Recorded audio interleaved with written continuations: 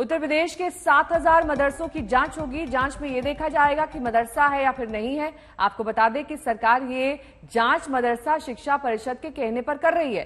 जांच 15 मई 2022 तक पूरी करने के आदेश दे दिए गए।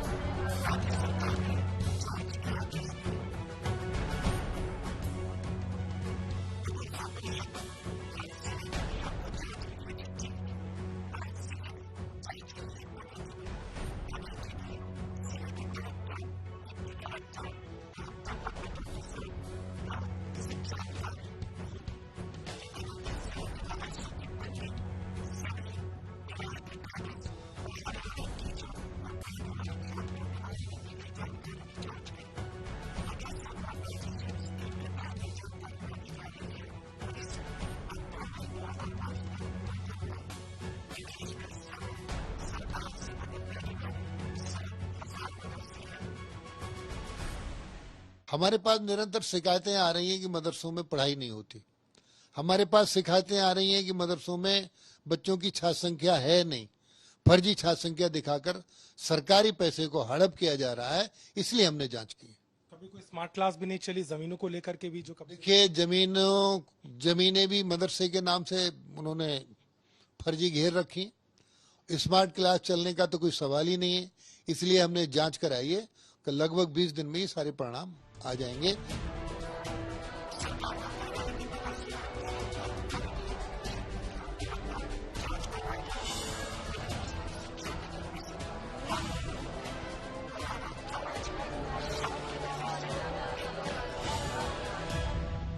देखिए, मदरसों के सिलसिले में जिस तरीके के बयानात, जिस तरीके की जांच की बातें आती हैं, ये बिल्कुल मुनासिब है, इसको आना चाहिए। हम इस पर एतराज़ नहीं करते हैं।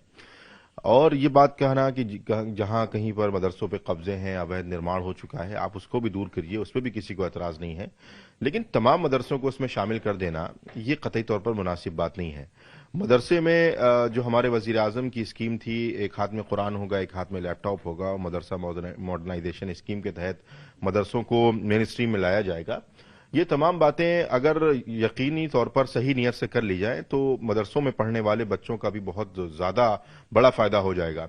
लेकिन इस तरीके की बार बार जांच और बार बार इस तरीके की बयानबाजी, बार बार उसकी शिक्षा प्रणाली पर सवाल करना, ये कहीं ना कहीं मदरसों में पढ़ने वाले बच्चों के हौसलों को भी पस्त करता है।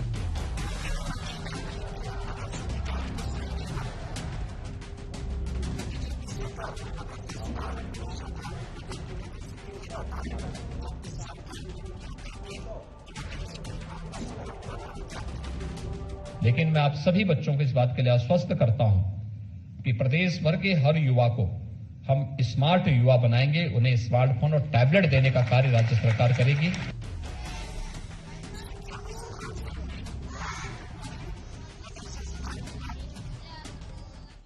पूरी खुशहाली, समग्र विकास तभी संभव है जब आप यह देखें कि मुस्लिम युवाओं के एक हाथ में कुरान शरीफ है तो दूसरे हाथ में कंप्यूटर है।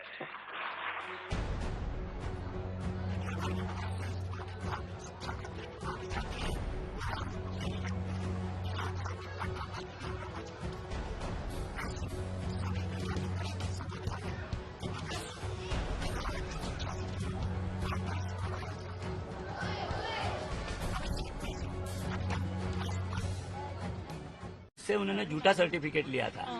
तो साहब, अगली तारीख कब तक की मांगेंगे? अगली हेयरिंग डेफिनेटली, क्योंकि बेल डिसाइड करने के वक्त उनके एंटीसीडेंट्स भी देखे जाते हैं।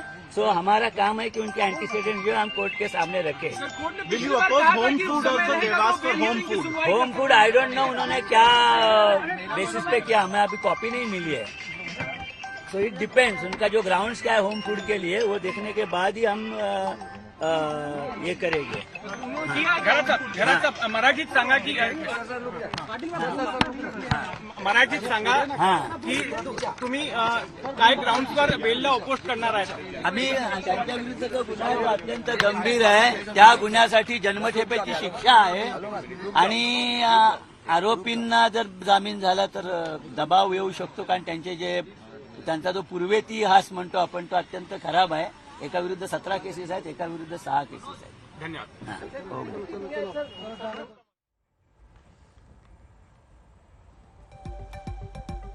तो राज्य सरकार अपना जवाब सेशन कोर्ट में आज 11 बजे भी देगी और साथ ही साथ पुलिस की तरफ से यह कहा जा रहा है कि राष्ट्रद्रोह का केस लगा है, ऐसे में जमानत, ये गैर जमानती आपको बता दें अपराध है और पुलिस इसी का हवाला कोर्ट में रख रही है। बात करेंगे उत्तर प्रदेश की, जहां पर आज का दिन एक बार फिर पुलिस सरकार के लिए इम्तिहान का दिन है। दरअसल योगी सरकार एक तरफ लाउडस्पीकर पर एक्शन ले रही है, लगातार लाउडस्पीकर उतारे जा रहे हैं, तो दूसरी तरफ रमजान की अलविदा नमाज को लेकर सुरक्षा की भी चुनौतियां भरपूर हैं। और योगी सरकार ने अलविदा नमाज के लिए खास तैयारी की है। नमाज के लिए लोकेशन तय कर दिए गए हैं। कानून व्यवस्था के मोर्चे पर भी पूरी मुस्तैदी बढ़ा दी गई है।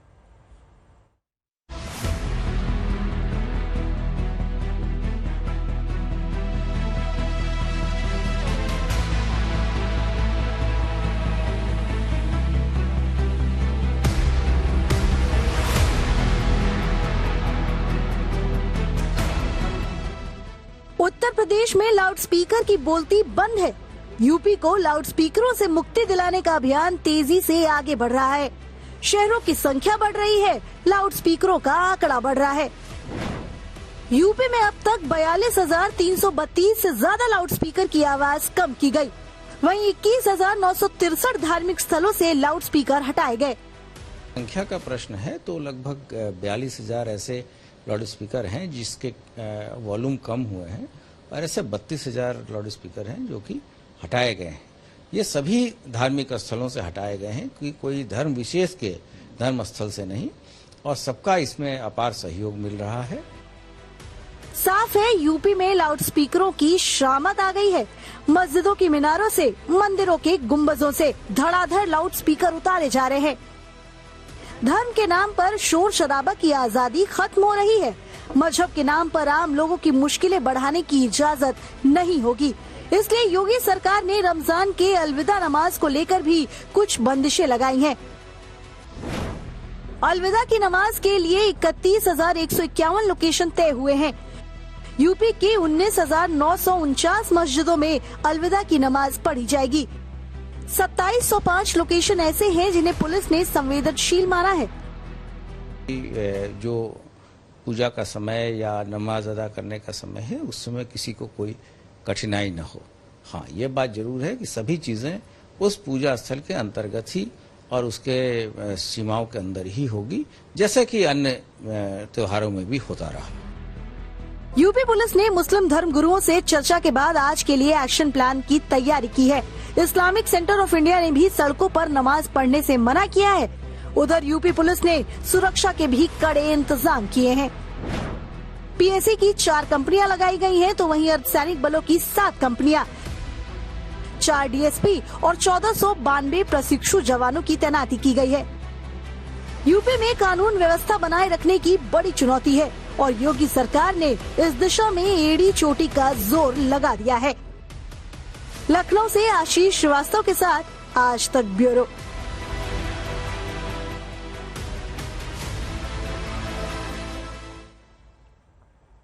इन सबके बीच अच्छी बात यह है कि मुस्लिम धर्मगुरु अलविदा नमाज सड़क पर अता न करने की लगातार अपील कर रहे हैं और लखनऊ के इमाम मौलाना खालिद रशीद ने भी ऐसी ही अपील की है। कुछ और धर्मगुरुओं की भी अपील आपको दिखा देते हैं।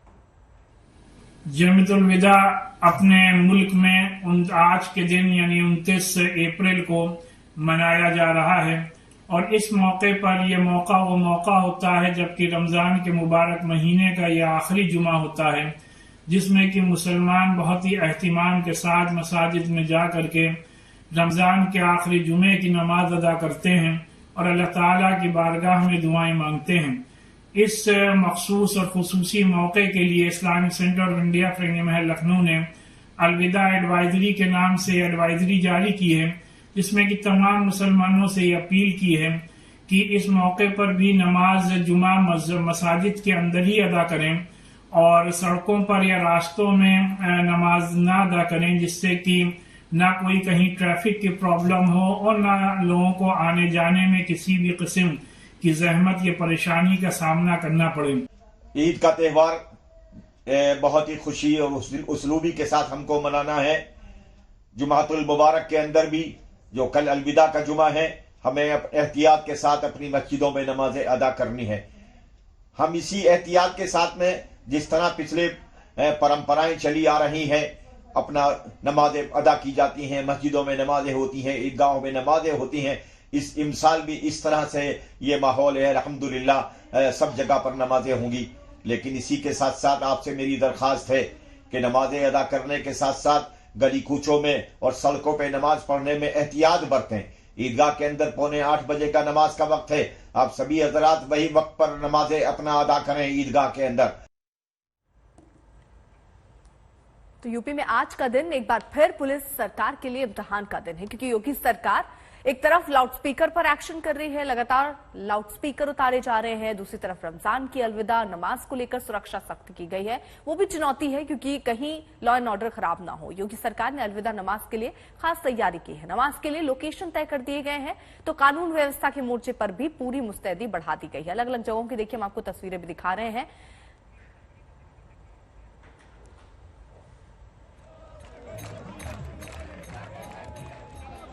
आज तक पर आप दिन भर इसी पर देखना मत भूलिएगा। धर्मयुद्ध किस तरीके के हालात बने हुए हैं, जहां एक तरफ हनुमान चालीसा पर विवाद, वहीं लाउडस्पीकर पर आमना सामना, क्योंकि यहां कई जगहों से लाउडस्पीकर उतारे गए हैं। मंदिर पर किस तरीके से महाभारत चल रही है, वहीं इफ्तार पर तकरार की स्थिति बनी हुई। तो अब रुक करते हैं अयोध्या से आ रही एक बड़ी साजिश जिसका खुलासा हुआ है। दंगा फैलाने के लिए मस्जिदों में आपत्तिजनक पर्चे फेंकने वालों का सीसीटीवी फुटेज सामने आया है। 8 आरोपी दबोच लिए गए हैं, इन पर एनएसए लगाया गया है। 4 आरोपी अब तक फरार बताए जा रहे हैं। आज तक संवाददाता संतोष शर्मा अयोध्या पहुंच चुके हैं। उन्होंने इस वारदात की पूरी पड़ताल की और साजिश की परतें खोलने की कोशिश की। देखिए उनकी रिपोर्ट।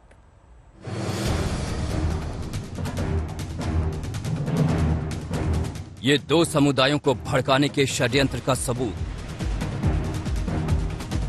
राम की नगरी में माहौल खराब करने की बड़ी साजिश रची गई। कुछ शरारती तत्वों ने जालीदार टोपी लगाकर आपत्तिजनक पर्चे फेंके, मांस के टुकड़े धार्मिक स्थलों पर फेंके, लेकिन साजिश का भंडाफोड़ हो गया। पुलिस ने 8 आरोपियों को दबोच लिया। इसके पीछे इनके मन में कहीं सर, जैसे कि दिल्ली की घटना हुई थी जहांगीरपुरी में, उस दिन हनुमान जयंती थी और उस दिन डिस्टर्बेंस हुआ था, तो उनका ये था कि हम ईद के त्यौहार को भी डिस्टर्ब करेंगे और इसको लेकर के इन्होंने पूरी योजना बना करके कार्रवाई की, जिसमें 11 लोग थे। और ये सबसे बड़ी बात ये थी कि इन लोगों ने इस घटना को बहुत ही चुपचाप अपनी आइडेंटिटी को छिपाते हुए अंजाम दिया था। साजिश के मास्टरमाइंड का नाम महेश कुमार मिश्रा है। उसने कबूल किया है कि वो और उसके साथी दिल्ली के जहांगीरपुरी में हुई हिंसा से नाराज थे। पुलिस सभी आरोपियों को मीडिया के सामने लेकर आई। हैरानी तो यह है कि मास्टरमाइंड खुद चाहता था कि उसकी यह करतूत सीसीटीवी में कैद हो। वो पुलिस के हत्थे चढ़े, इसलिए आरोपियों ने साजिश के लिए 2 ऐसी मस्जिदें चुनी जहां सीसीटीवी लगे थे। रात 2 बजे 4 बाइक सवार को कुछ लोगों ने कुछ फेंकते देखा भी था। ये जिस जगह पर मैं खड़ा हूँ, यहीं से वो सीसीटीवी फुटेज सामने आया। ये खंबा दिखाई पड़ रहा होगा उस सीसीटीवी फुटेज में, और इसके बाद यहाँ से बाइक से सामने वाली गली से जो लड़के थे, वो धार्मिक का चिन्ह पहने हुए टोपी पहनकर आए थे, वो 4 बाइक से इस गली से आए और आगे निकल गए। यहाँ पर ये टाटशाह मस्जिद ऐतिहासिक मस्जिद है। यहाँ पर वो लोग उतरते हैं, उस धार्मिक पुस्तक के टुकड़े पन्ने यहाँ पर फेंके जाते हैं, जिस पर कुछ तमाम ऐसी आपत्तिजनक चीजें थी जिसको लेकर किसी भी धर्म विशेष के लिए उन्माद फैलाया जा सकता था। पुलिस के मुताबिक मास्टरमाइंड महेश कुमार मिश्रा ने अपने साथियों के साथ ब्रजेश पांडे के घर पर प्लानिंग रची। महेश ने ये पर्चे लालबाग के आशीर्वाद फ्लैग से छपवाए। आरोपी प्रत्युष श्रीवास्तव ने चौक की गुदड़ी रोड पर मोहम्मद रफीक बुक स्टोर से 2 कुरान की किताबें खरीदी। पम्मी कैंप हाउस से टोपी खरीदी थी। आकाश ने लालबाग से मांस खरीदा था। सामान को 26 अप्रैल की रात 10 बजे नाका वर्मा ढाबा पर इकट्ठा किया गया। इसके बाद सभी 4 बाइक पर देवकाली बाईपास होकर बेनीगंज तिराहा पहुंचे। पुलिस रिस्पांस व्हीकल की गाड़ी होने से वहां वारदात नहीं कर सके। फिर कश्मीरी मोहल्ला मस्जिद में जाकर कुरान शरीफ और मांस फेंका गया। इसके बाद राजकरण स्कूल के सामने से टाट शाह मस्जिद पर उन्होंने आपत्तिजनक पर्चे और मांस फेंक दिया। महेश मिश्रा के संपर्क में कैसे आया, क्या है? अब हम लोग तो भैया घर से अलग रहते हैं, हमारे छोटे भाई से हमारा बातचीत तो नहीं है, लेकिन महेश मिश्रा अपने हमारे भाई को बरगला के जो है इस्तेमाल कर लिए हैं। पुलिस को अब भी 4 आरोपियों की तलाश है। उन्हें पकड़ने के लिए पुलिस ने इनाम का भी ऐलान किया है। अयोध्या में धार्मिक उन्माद फैलाने की एक ऐसी साजिश रची गई कि अगर वो साजिश कामयाब हो जाती तो शायद अयोध्या में ऐसे दंगे होते जो ईद की मिठास में जहर घोल सकते थे। कुछ लोगों ने धार्मिक स्थलों पर ऐसी आपत्तिजनक चीजें और धार्मिक पुस्तकों के पन्ने फाड़कर फेंके, जिससे किसी दूसरे धर्म संप्रदाय के लोगों की भावनाएं आहत हो रही थी। आज तक ब्यूरो। संतोष इस वक्त हमारे सहयोगी भी जुड़ चुके हैं, वो ग्राउंड पर मौजूद है, जिनकी रिपोर्ट भी देखिए आपने देखी। संतोष, आप वहां पहुंचे, आपने क्या वहां पर अभी तक आप देख पाए और जांच किस तरीके से आगे बढ़ रही है, कितनी गिरफ्तारियां अभी हुई है, ताजा अपडेट क्या है? देखिए, इस पूरे मामले में बता दूं कि कुल 11 कैरेक्टर सामने आए, 11 आरोपी पुलिस के हिसाब से सामने आए हैं जिन लोगों ने इस पूरी साजिश को अंजाम दिया। और इसका जो मास्टरमाइंड था महेश मिश्रा, वो एक हिंदूवादी संगठन अपना चलाता है और उसी से एसोसिएटेड ये 11 लोग थे, जिनमें से 7 लोगों की गिरफ्तारी हो चुकी है। 4 लोगों की तलाश की जा रही है। 4 लोग जो हैं उनके घर वालों से पूछताछ की जा रही है, उनके बारे में पूछताछ की जा रही है। जो महेश मिश्रा है वही सबसे महत्वपूर्ण कैरेक्टर होता है, क्योंकि उसी के द्वारा लगातार इस तरीके से लोगों को अपने साथ जोड़ा जा रहा था। हमने महेश मिश्रा के भाई से भी बात की तो उसने भी साफ तौर पर कहा कि वो अपना संगठन चला रहा है। उससे पहले वो आरएसएस और बजरंग दल का भी पदाधिकारी रहा है। ये महेश मिश्रा के भाई विशाल मिश्रा ने ये बात की तस्दीक की। तो कहा जा रहा है कि महेश मिश्रा इस पूरे जो साजिश थी उसका मास्टरमाइंड था। उसने अकेले इस पूरी साजिश को अंजाम देने की कोशिश की। उसके द्वारा ये साजिश अयोध्या की तमाम गलियों से, दुकानों से टोपी खरीदी गई, कुरान शरीफ खरीदी गई, उसके बाद टुकड़े करके उनको तमाम 5 धार्मिक स्थलों पर फेंका गया, जिसमें दरगाह, मस्जिद, ईदगाह शामिल हैं। और उन जगहों पर फेंक करके धार्मिक उन्माद फैलाने की कोशिश की गई। इसके पीछे जो वजह थी वो थी दिल्ली में जो हिंसा हुई, जो खरगोन में जो हिंसा हुई, वो एक वजह थी। उसको लगता था कि हिंदुओं के साथ अत्याचार हो रहा है और जिस तरीके से हिंदुओं के पर्व पर एक तरीके से हिंसा फैलाई गई, अब उसके बदले के स्वरूप में उसने ये साजिश, चूंकि ईद आ रही है, रमजान का पाक महीना चल रहा है, इसी दौरान उसने ये साजिश रची और इसी के लिए उसने इस पूरी घटनाक्रम का ताना बना बुना। अब महेश मिश्रा गिरफ्तार है। 4 आरोपियों की तलाश। बहुत शुक्रिया संतोष इस तमाम जानकारी के लिए आपका, क्योंकि धर्म को लेकर एक विवाद बीएचयू में भी दिल्ली में चल रहा है। छात्र यहाँ पर 2 गुटों में बंट गए हैं। एक गुट बीएचयू में आयोजित हुई इफ्तार पार्टी को गंगा जमनी तहजीब बता रहा है, तो दूसरा ये कह रहा है कि ये ठीक नहीं हुआ है।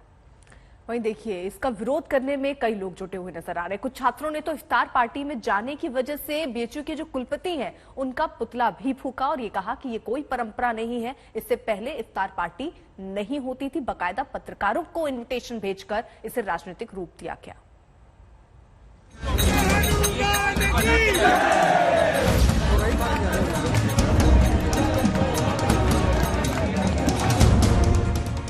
ये 2 तस्वीरें बीएचयू की हैं।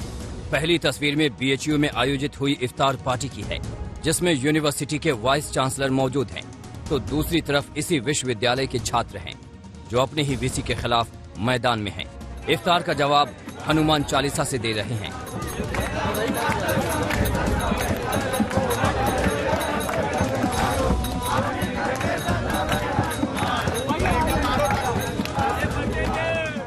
ये गुस्सा, ये आक्रोश, ये विरोध विश्वविद्यालय के कुलपति प्रो सुधीर कुमार जैन के खिलाफ है। विरोध कर रहे छात्रों का आरोप है कि पहली बार काशी हिंदू विश्वविद्यालय में इफ्तार पार्टी का आयोजन हुआ। ऐसा पहले कभी नहीं हुआ। और न ही इफ्तार पार्टी की कोई प्रथा रही है। बीएचयू प्रशासन का कहना था कि ये पहली बार नहीं, इसके पहले भी यहाँ होते हैं। 11 साल से तो मैं यहाँ हूँ। जितने साल से पीआरओ नहीं, उससे ज़्यादा तो हम लोग यहाँ, उससे ज़्यादा समय से हम लोग यहाँ के स्टूडेंट। मेरा बीए, एमए, एमफिल और अब पीएचडी चल रही है। 11 साल हो गए विश्वविद्यालय कैंपस में। हमने तो नहीं पता चला, किसी भी विश्वविद्यालय के किसी छात्र को नहीं पता है, विश्वविद्यालय के किसी शिक्षक के बारे में इस परंपरा को नहीं पता। सिर्फ एक पीआरओ साहब है जिनको उस परंपरा के बारे में पता है। गजब की परंपरा है, ना कोई उनके पास साक्ष्य है। बीएचयू के आधिकारिक निमंत्रण पर महिला महाविद्यालय में इफ्तार पार्टी का आयोजन किया गया। इफ्तार पार्टी में कुलपति सुधीर जैन समेत विश्वविद्यालय के दूसरे अफसर भी मौजूद रहे। तस्वीरें सामने आई तो विरोध शुरू हो गया। इफ्तार पार्टी में शामिल होना हमारी गंगा जमुना तहजीब का एक हिस्सा रही है, चाहे वो प्रधानमंत्री जी रहे हों या चीफ मिनिस्टर रहे हों, किसी भी पार्टी के रहे हों, सभी लोग इस तरह के माहौल को सौहार्दपूर्ण बनाने के लिए सम्मिलित होते रहे। अगर कोई हॉस्टल इसको आयोजित करता है और उसमें किसी को निमंत्रण किया जाता है तो उसमें सामंजस्य बढ़ाने के लिए उसमें निमंत्रित होकर जाना, मुझे नहीं लगता कि इसमें कोई गलती। वैसे बीएचयू में ऐसा विरोध प्रदर्शन कोई नई बात नहीं है, लेकिन इस बार कुलपति सवालों के घेरे में हैं। उन पर मुस्लिम तुष्टीकरण के आरोप लग रहे हैं और ये वही कुलपति हैं जिन्हें केंद्र सरकार ने नियुक्त किया है। इसलिए कुलपति का इफ्तार पार्टी में जाना और छात्रों का विरोध में उतरना हैरानी का विषय है। वाराणसी से ब्रजेश कुमार के साथ आज तक ब्यूरो।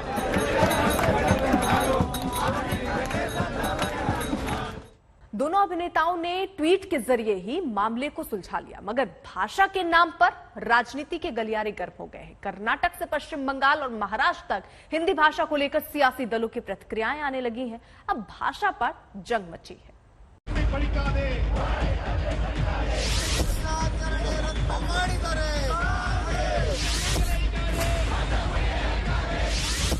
हिंदी भाषा पर मचे इस विवाद पर कर्नाटक के पूर्व सीएम और जनता दल सेकुलर के नेता एचडी कुमारस्वामी ने भी प्रतिक्रिया दी है। अभिनेता सुदीप किच्चा का ये कहना कि हिंदी एक राष्ट्रभाषा नहीं है, सही है। उनके बयान में गलती खोजने की कोई बात नहीं है। अभिनेता अजय देवगन न केवल स्वभाव से हाइपर हैं, बल्कि हिंदी को राष्ट्रभाषा के रूप में उनके विचार, उनके हास्यास्पद व्यवहार को दर्शाते हैं। कुमारस्वामी ने आगे लिखा, एक राष्ट्र, एक कर, एक भाषा और एक सरकार के बीजेपी के हिंदी राष्ट्रवाद के मुखपत्र के रूप में अजय देवगन ने बकवास की है। अजय देवगन के ट्वीट पर कर्नाटक के पूर्व मुख्यमंत्री और कांग्रेस के नेता ने ट्वीट किया, हिंदी हमारी राष्ट्रभाषा कभी नहीं थी और न कभी होगी। हमारे देश की भाषाई विविधता का सम्मान करना प्रत्येक भारतीय का कर्तव्य है। प्रत्येक भाषा का अपना समृद्ध इतिहास होता है जिस पर लोगों को गर्व है। मुझे कन्नड़ होने पर गर्व है। कर्नाटक कांग्रेस के नेताओं ने एक सुर में अजय देवगन की खबर ले ली। हर भाषा को सब लोग सीखनी चाहिए, चाहे इंग्लिश हो, हिंदी हो, लेकिन हमारी मातृभाषा जैसे कर्नाटक में कन्नड़ा हमारे लिए बहुत इंपॉर्टेंट है। हमारा फ्लैग है, हमारा भाषा है, तो हम चाहते हैं कर्नाटक में ज़्यादातर कन्नड़ा को ही अहमियत दिया जाए। लेकिन हम चाहते हैं कि सब लोग सब लैंग्वेज पढ़े, हिंदी भी पढ़े, सीखे, इंग्लिश भी सीखे। English is international language, Hindi is also very important language. If you go to north, अगर आप उत्तर भारत जाएंगे तो वहाँ हिंदी की बहुत ज़रूरत है, क्योंकि हिंदी भी सीखना चाहिए। लेकिन किसी पे जबरदस्ती कर कोई लैंग्वेज सिखाना ठीक नहीं है। Hating any other language or opposing any language. Karnataka के मंत्री भी विवाद में कूदे, भाषाई ज्ञान के साथ। Promote your language. Instead of English being promoted, Hindi should be promoted because it's our own language. Instead of hating Hindi or any other language, doesn't mean anything. That shows the attitude or the thought. बात महाराष्ट्र की सियासत तक पहुंची। शिवसेना ने भी अजय देवगन को संविधान का पाठ पढ़ाया।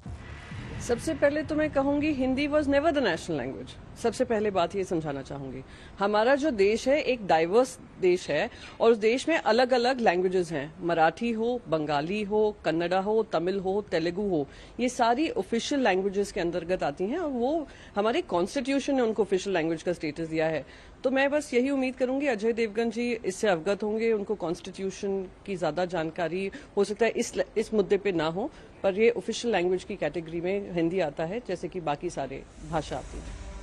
पश्चिम बंगाल के मुख्यमंत्री ममता बनर्जी ने भी कहा कि भारत विविधताओं का देश है।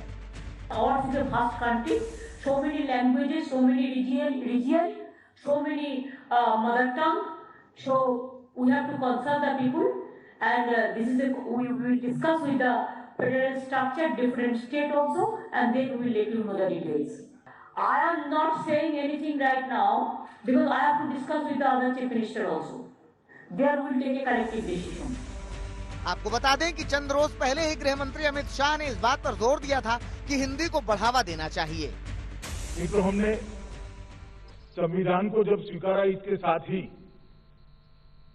14 सितंबर 1949 के एक निर्णय को भी स्वीकार कर लिया कि इस देश की राजभाषा हिंदी होगी और लिपि देवनागरी होगी। हिंदी की किसी स्थानीय भाषा से कोई मतभेद या अलग अलग अंतर विरोध नहीं है। हिंदी भारत की सभी भाषाओं की सखी है और वो सह-अस्तित्व से ही आगे बढ़ती है। इस बात में कहां कोई दो राय है कि भारत एक ऐसा देश है जहां कोस कोस पर बदले पानी, 4 कोस पर पानी। बात आज तक के लहराते परचम की। हिंदी पत्रकारिता में 40 साल से कम उम्र के 40 पत्रकारों में से 6 पुरस्कार आज तक को दिए गए। समाचार फॉर मीडिया 40 अंडर 40 पत्रकारिता अवार्ड आज तक की चित्रा त्रिपाठी, नेहा बाथम, आशुतोष मिश्रा, मिलन शर्मा, अरविंद ओझा और रवीश पाल सिंह को मिला। पत्रकारिता के क्षेत्र में इनके बेहतरीन योगदान और काम को देखते हुए यह अवार्ड इन्हें मिला है।